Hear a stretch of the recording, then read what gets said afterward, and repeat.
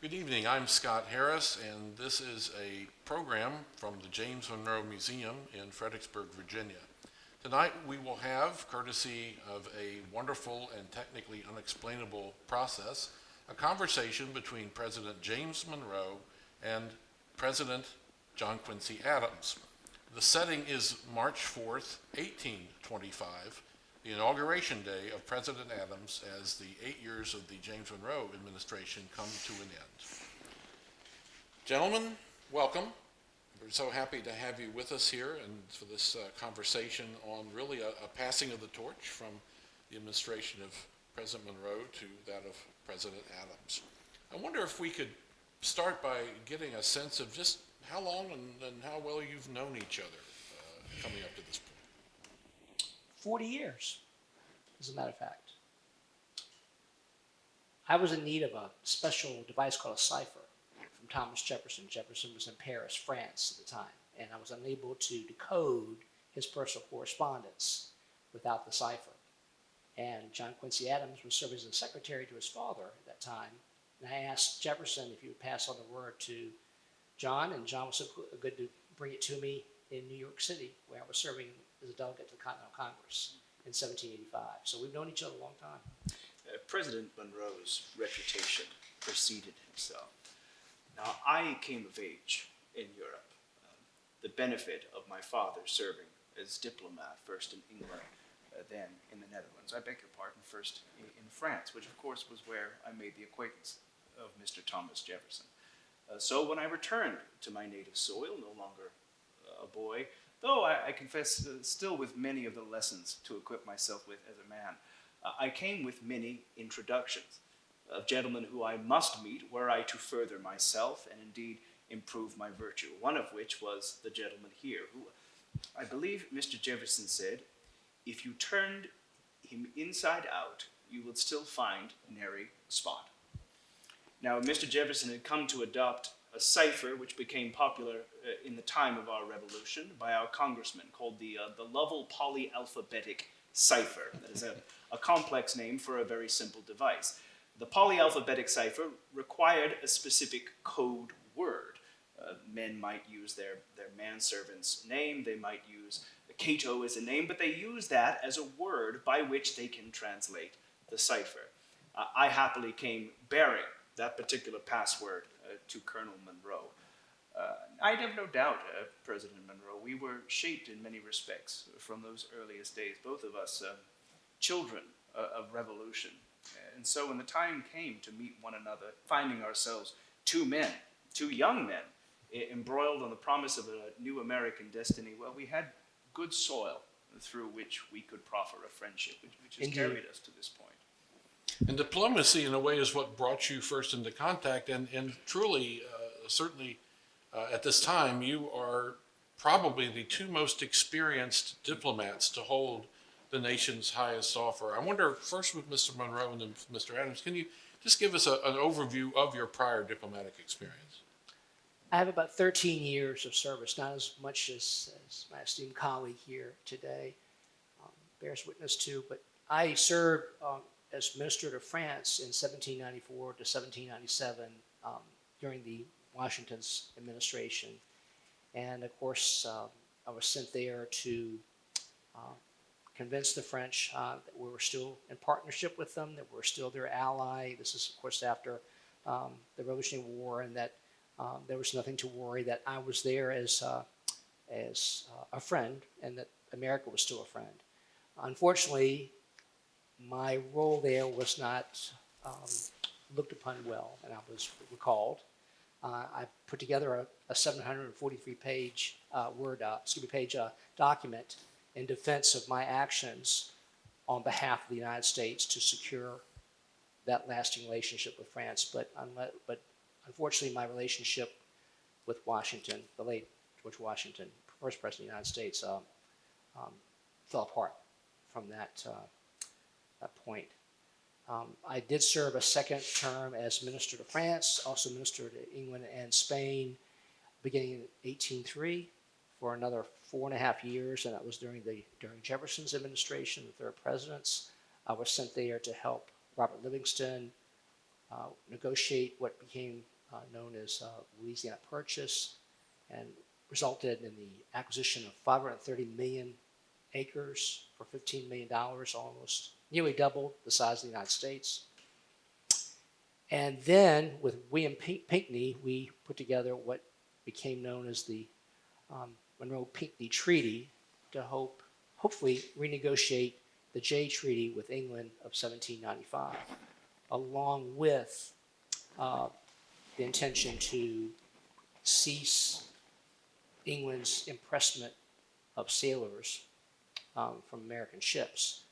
That was so watered down in that proposed treaty that President Jefferson, was not very supportive and actually decline to sign it. And I was recalled again, but under more favorable circumstances.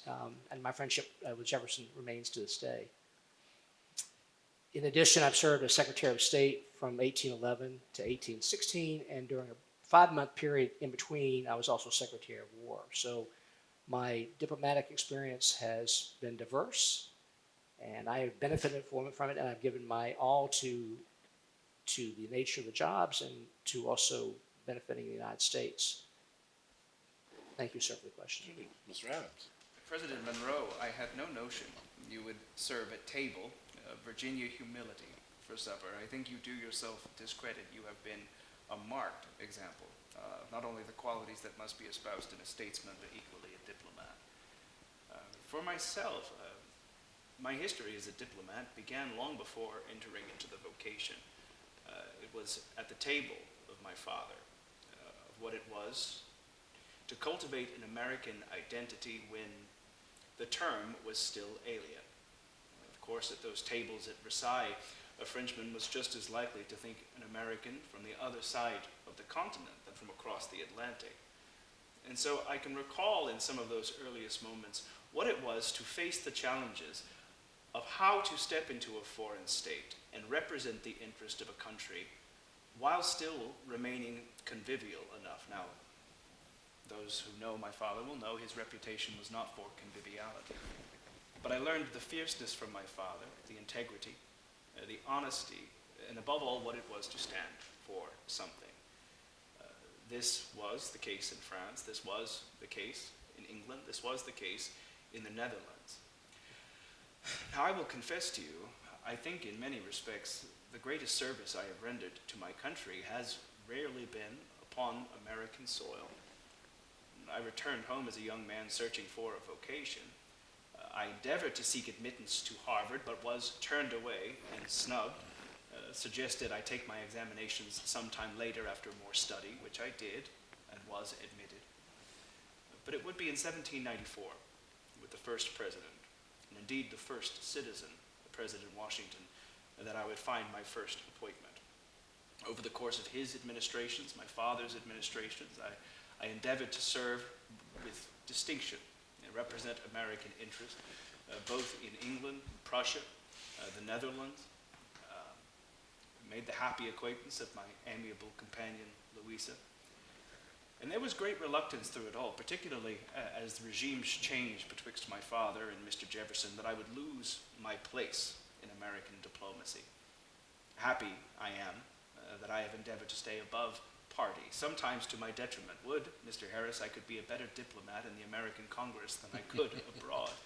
But alas, I think the greatest contribution should have been my time in Russia, what some will call my exile in Russia, in the course of administration of President James Madison, making close acquaintance and friendships with His Eminence, in His Grace, the Tsar, and endeavoring to cultivate delicate alliance in the midst of Napoleon's consistent aggressions in Europe.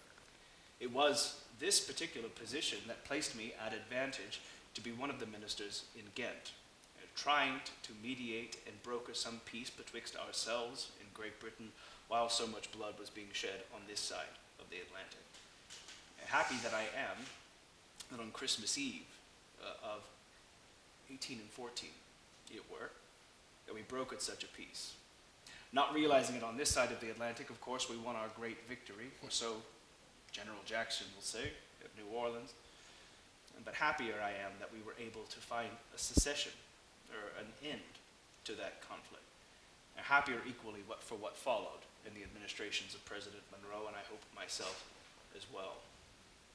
And in fact, Mr. Monroe, with the kind of portfolio of experience you both possess and the acquaintance and the significant events you both were a part of, did this contribute to your decision to invite Mr. Adams into your cabinet? It did indeed. It did indeed.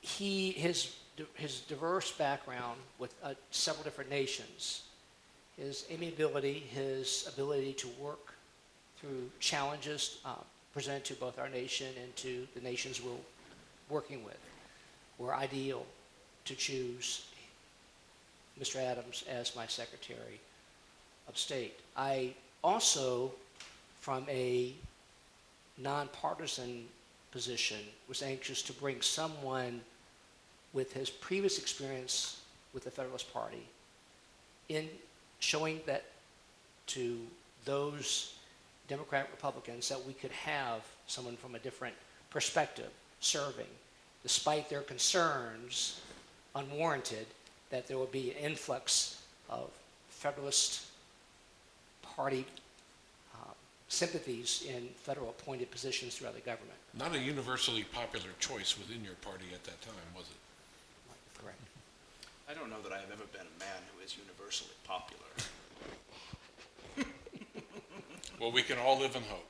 That's true. Mr. Adams, negotiations with Great Britain during the Monroe administration resulted in two significant diplomatic agreements, the Rush-Bagot Treaty of 1817 and the Convention of 1818. I wonder if you could give us an overview of the significance of those agreements and what they accomplished. President Monroe mentioned two particular events in his time of statecraft, and that was the subject of naval impressment and equally the expansion of American territory. Which is a strange thing to fathom, James, that we should be born in a time where 13 colonies seemed too vast. Too vast for a federal republic, too vast for a nation made of one people. Therefore, I am astonished that we should be sitting at this present moment and contemplating the stretching of an experiment all the way to Oregon. It is a remarkable thing.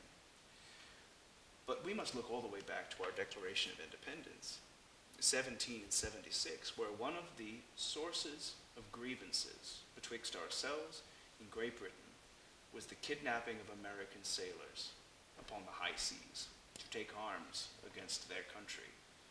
Indeed, I should say the late war that was fought, can you fathom at this moment that it was over 10 years ago? I know. The war should be fought upon such a subject, tumultuous as that it should be fought not only upon the kidnapping of American sailors, but the securing of our widest frontiers. So I think those treaties that you spoke of should be the closing punctuation upon over 40 years of struggle, the end of naval impressment, and the drawing of specific lines upon our frontier of where we shall hold our sovereignty and honor the sovereignty of other nations, to ensure agreements and treaties are upheld, and from there that America should take its place upon a much wider stage. I think those stand the testament and punctuation to that particular chapter of our history. At the same time that negotiations with Great Britain are underway, there were incidents and negotiations regarding Florida that culminated in the Adams-Onis Treaty of 1819. President Monroe, why was Florida so important, the Florida Territory and acquisition of that, to the United States? It was a feature of a lot of your political career confronting that issue. What drove that?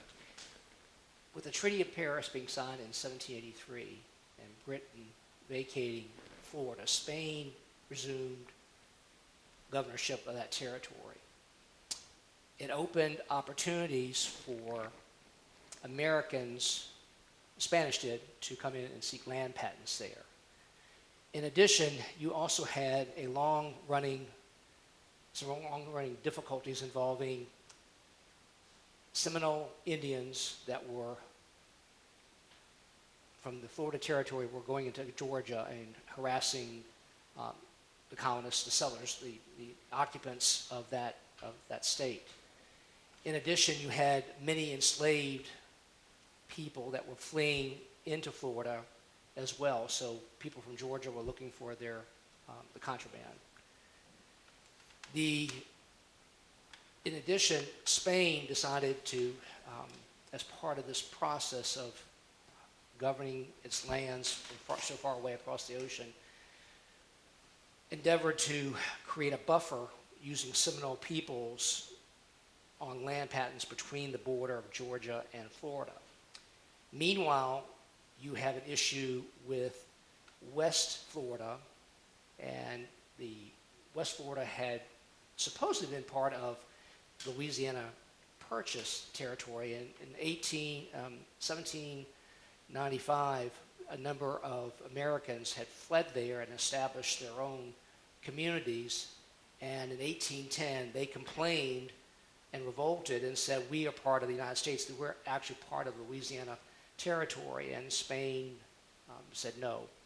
And part of the previous administrations of Madison and myself have tried to rectify that. So you have West Florida, you have East Florida under Spanish control, and you have more American nature to the territory than a Spanish territory. So it's more of an American occupancy than rather a Spanish occupancy. And we view the Spanish control as to be very, very inadequate to contain the movement of Seminole peoples into Georgia and harassing, and also the issue of runaway slaves. So I sent General Jackson in 1817 to secure those borders, and as part of that mission, he went beyond and took Fort Marks and then also Pensacola, overthrew the government, and executed 2 British citizens, accusing them of inciting Seminole peoples to kill Americans in Georgia. So there was a bit of a controversy there. I wanted to publicly denounce his role, but my good friend, Secretary of State Adams, said, let's not do that. Jackson is, in his role, revered by the American people. He has the Indian situation under control and the runaway slaves issue under control. This may be a tool in our favor. So that is a long history of where we came to be with the Adams-Onis Treaty. And I'll turn that over to you, sir. That was actually a pretty good condensing of a very complicated matter. Well, so thank you, sir. I appreciate that. So, Mr. Adams, the Adams-Onis Treaty, bearing your name in half of it, what did it do to rectify this situation?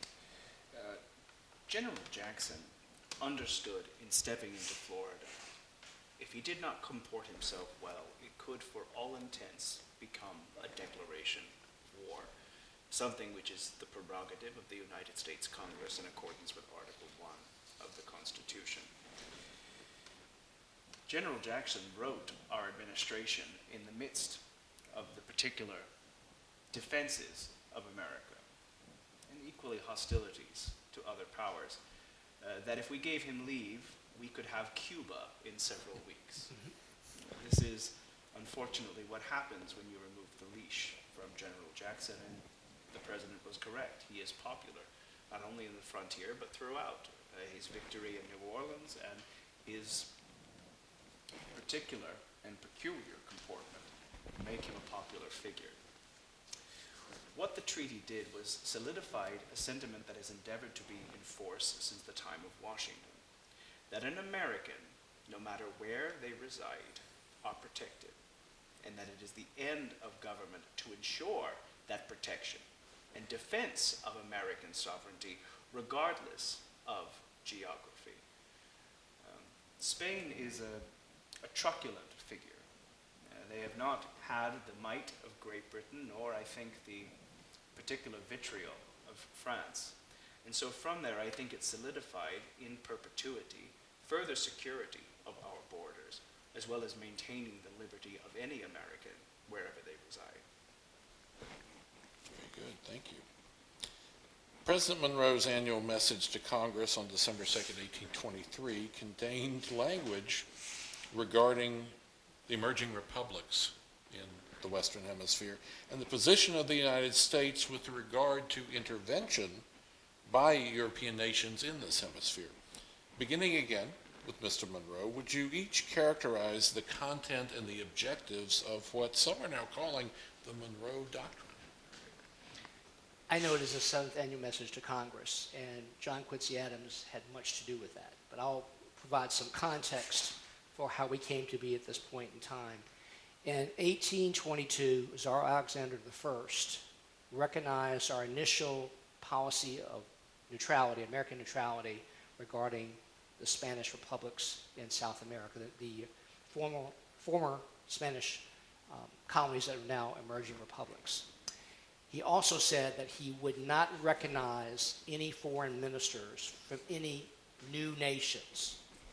Automatically, that set our hackles up, knowing that perhaps that may be an entree for the Holy Alliance, being Russia, Prussia, and Austria, three absolute monarchies that are conservative and are desperate to maintain that form of system of government in their alliance and throughout their region. It was concerned that possibly they would help Spain, Russia would help Spain, Prussia, and Austria regain those former colonies. The following year, George Canning, the British minister to the United States, suggested a joint policy proposal for consideration by the United States to come together and say that we, our two nations, Britain and the United States, are not interested in involvement in the Spanish republics and that they're to flourish on their own. That policy was later dropped, that offer, and after much discourse in our cabinet meetings and also individually, Mr. Adams and myself, discussing this issue of colonialism and territorialism in the Western Hemisphere, the issues of these new emerging republics and their fate, that the best alternative is to present a cohesive policy to Congress, also sent a related message reinforcing that to Tsar Alexander I, and also a message to our British minister, Richard Rush, in Great Britain to respond to Canning's overture for the United States and Great Britain to be involved in some way to make a policy directive.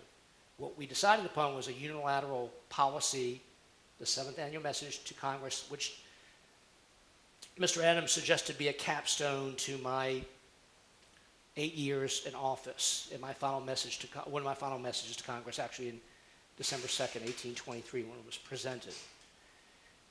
And what we came together with after much discourse was a policy made of three elements. The first element said that there would be no further colonization in the Western Hemisphere, and that is the sole the entire contribution of, in its entirety, of that first element is the result of Mr. Adams' great suggestion after much debate. The second was the United States would have no involvement in European affairs. The third element represented two distinct spheres of influence, one being the Western Hemisphere containing the Americas, and the second sphere of influence being the Eastern Hemisphere containing Europe and Asia. The whole intent of the policy was to safeguard the Western Hemisphere and the United States from the possibility of European intervention with those newly emerging republics in South America. If that were to happen, and hopefully not, the United States would take that as a direct impact upon itself, that it was being attacked, so to speak. So there would be a response in kind to any kind of overture by Europe direct impacting those emerging republics that were formerly Spanish. The first test of the seventh annual message to Congress occurred when the Russians, with territorial ambitions, said that there would be no further colonization below the 54th above the 54th parallel, that they had secured those lands from Russian America, which is called Alaska. This was late 1824, and John Quincy Adams was involved with a treaty called the Russo-American Treaty, which was ratified by the Senate in 1825, which secured the boundary between the United States and their territory and curbed their territorial ambitions. So it was the first test, and it worked to perfection. And we're very happy about that because we're concerned that the Russians would continue down the West Coast at the time. So this began this process, which we're continuing today, and will continue through Mr. Adams' administration. So I'm pleased to say that that document is an important one to the preservation not only of the Spanish republics, former Spanish republics in South America, but also to the future safety and welfare of our own nation here in North America. Your take on this message and its importance, Mr. Adams? That is incredibly well summarized, President Monroe. It is a curious thing to craft a structure of government wherein a people are sovereign, even if that is through the election of representatives. Such a thing is by its own merits inherently nearly incongruous to empire, and yet the people of the United States dare. They are a people who dare. The ways in which we have endeavored to go about that is through the security to do so. And what has been witnessed over the course of the last 50 years has been the recognition that a true opportunity for a Republican experiment of government can only be done upon soil secure for its people. We have seen the foreign entanglements that come not only upon our high seas, but equally on our widest frontiers. We have seen the foreign encroachments and foreign influence, like the instance with Florida that we were speaking upon. And equally, we have seen a far more challenge of spirit, of what does a nation fostered and born from rebelling against a sovereign do and react in the midst of another government endeavoring to do so. I was not there for the debates in the Washington administration regarding the stance we would take upon France's revolution. Neutrality became the model. And we witnessed the product of France trying and failing through establishing its own revolution to foster and form a republic. Lessons are learned there. A government must be capable of learning lessons. And so recognizing the dangerous situation placed, that we could, through such foreign entanglements, find ourselves ensnared and crippled in our own pursuits by an effort to assist a foreign crown or ally in the stymieing of their own rebellions. From there, the better meter is to simply secure our own experiment, to allow it to thrive, to fail, to stumble, without risk of such foreign intrigues. Not only within the halls of the District of Columbia, but equally upon the Mississippi River, and dare I say, beyond. That is the spirit of that doctrine, to secure not the success of such an opportunity, but the opportunity itself. For without that security, without the safety of every American, no matter where they reside, from there we cannot move to the higher ideals, pursue the greater interests of life, of liberty, of the pursuit of happiness, those ideals espoused. Such things begin first and foremost with the security to do so, or at the very least the opinion of security. It is Jean-Jacques Rousseau who says security exists in dungeons, but it does not make them nice places to live. The doctrine did just that and solidified, I think, what American statecraft had been laboring to do for the better part of 20 years, of saying to the world who we are, what we will be, and that we are not going anywhere.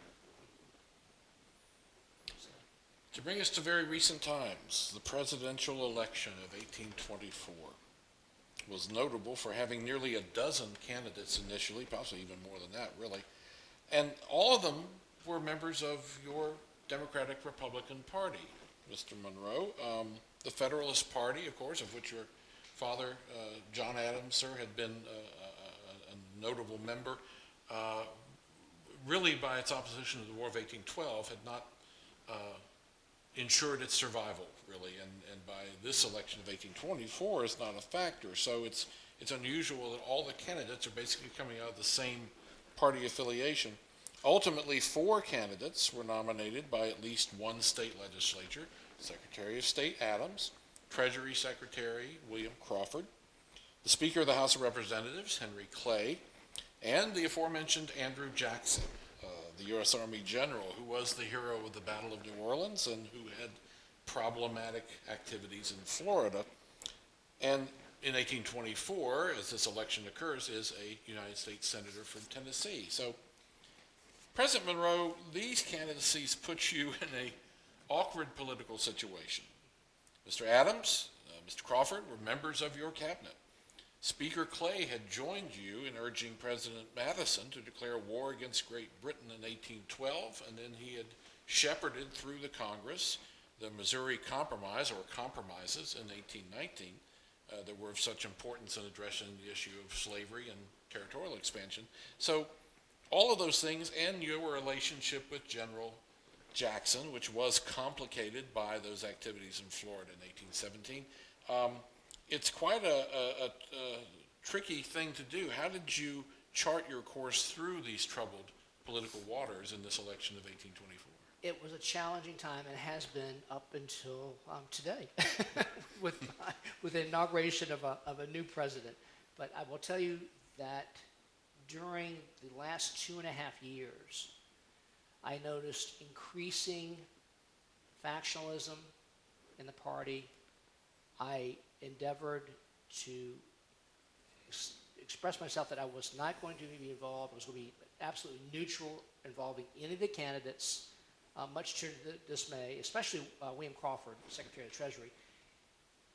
I have, despite what I have reiterated about my relationship with General Jackson in the early years, I've had fairly cordial relationships with all the candidates, with the exception of Mr. Crawford. Mr. Crawford and I, and he is in ill health at this moment, so I can only say that we've had some differences, but he felt that since he had felt that when he stepped aside in 1816 and allowed me to run, this is using his words, that I owed him a favor in 1824. And when I did not support him, he became very upset about it. So you almost came to blows. We did in late last year.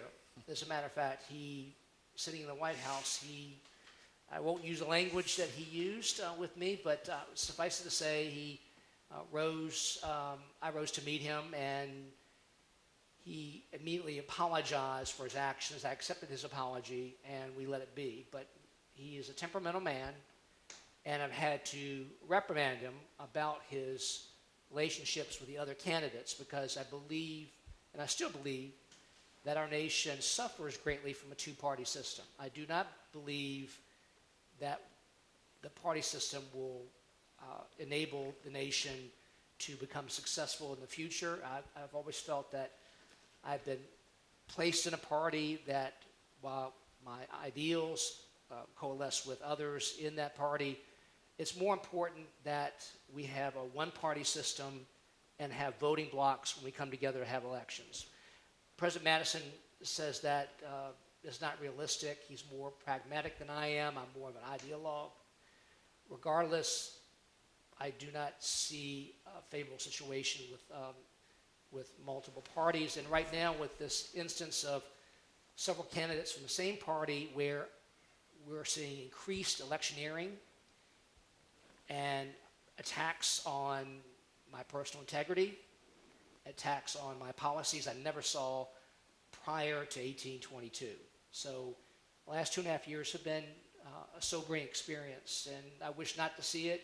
And I will remain absolutely neutral, and I'll let it play out. And we now know how it's played out. Indeed, Mr. Adams, going through the election cycle, the various ways of canvassing that communities had and the time it took to complete the election of 1824, there was not a result that was clear-cut. And would you give us a sense of what happened in that and how it was ultimately resolved by the Congress?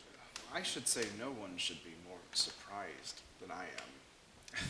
When I returned from Europe to take part in President Monroe's administration, I had adopted the strange habit of swimming the Potomac for my exercise, no matter the season, of promenading in a Russian fur hat, and I was distrusted with the wife affixed with a continental accent of Europe. I felt in many respects alien by my countrymen, and yet somehow still managed to endure. Now, I don't remember, James, if your wife had this custom, but I certainly remember it from Mrs. Madison. But there was a custom at the time, long enough standing that it was expected, that the wife of cabinet members would pay visit to all the wives of the standing members of Congress to begin to curry favor for their husbands as eyes were turned as to whom would hold the office of the president next. My Louisa refused to do it, and she was suspected for it. Many of the women of the District of Columbia felt slighted. Now, my Louisa ever does things in her own way. She is bestowed with a particular grace. This is a woman who has stood and held Congress with kings and queens, and so she found her own way to open her home. I've never been such comfortable in such affairs. I've never been the most convivial and jovial in the company of my children. But from there, as to who should pass and once more hold the office of the first citizen, I left it the way I do many things, which is I will not stand, but rather will be called. If I should hold the office, it should not be by my efforts of persuasion, but rather through my action. And I am pleased that the Congress has come to that decision and has facilitated this opportunity where I will not shrink from it, from the example of those who have come before. So this election did not get resolved in the fall of 1824 and did in fact have to go to the Congress because none of the candidates, yourself, Mr. Crawford, General Jackson, or Mr. Clay, had enough electoral college votes to have a clear win. And so it went to the House of Representatives as the Constitution stipulates. And there, what would you characterize as the decisive part of the outcome of that? You know, I think it perhaps an instance of America having grown. When the Constitution was ratified, there was one individual who unanimously held the support, although I do understand you have a particular credit of being the only one slightly yet less unanimous, one individual abstaining from voting for you specifically so no one could match Washington. That is to your credit. But suddenly we are in a time where many men may fit the office of the executive. And so in the fall of 1824, there was no clear contender for the office. And in accordance with Article 1 of our Constitution or Article 2, the vote would fall to the Congress. Now, in that Congress at the time was another contender for the office, a longtime friend and collaborator, Mr. Henry Clay of Kentucky, whose acquaintance and friendship was fostered during our time debating and negotiating the Treaty of Ghent with Albert Gallatin. Mr. Clay would be the deciding factor of that election. Gracefully, as with your former cabinet member, Mr. Clay agreed to place his support to my administration, something which I no doubt will not forget. Given the experiences of Mr. Clay in statecraft, I have no doubt he will hold an essential role, something which I'm certain will not be controversial. We'll have to see if we can ask General Jackson how he feels about that at some other time. But for us tonight, we have to say that we have come to the end of our time in this conversation, and we are grateful for the opportunity to hear what these events in 1824 and 25, up to this very day of March 4th, when these administrations succeed, can tell us about the history of our country, not only then, but perhaps even give us some perspective on now. And so we would like to thank Jay Harrison as James Monroe and Bryan Austin as John Quincy Adams in this program from the James Monroe Museum. Thank you.